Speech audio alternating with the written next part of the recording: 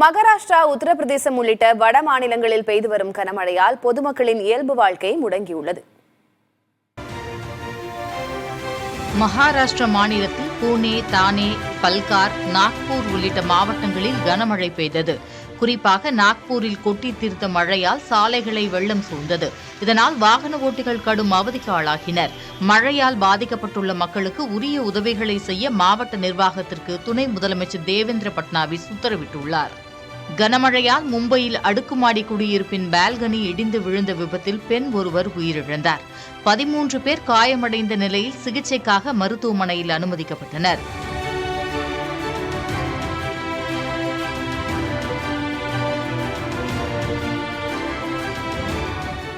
உத்தரப்பிரதேச மாநிலம் கோரக்பூர் மாவட்டத்தில் பெய்து வரும் கனமழையால் ரப்தி ஆற்றில் வெள்ளப்பெருக்கு ஏற்பட்டுள்ளது.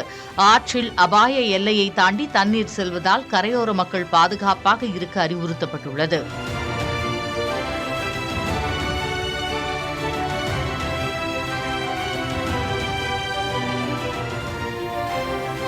கனமழை காரணமாக தெலுங்கானா மாநிலம் நாராயணபுரம் பகுதியில் உள்ள ஆஷ்வாராவ்பேட் தடுப்பணையின் ஒரு பகுதி இடிந்து விழுந்தது.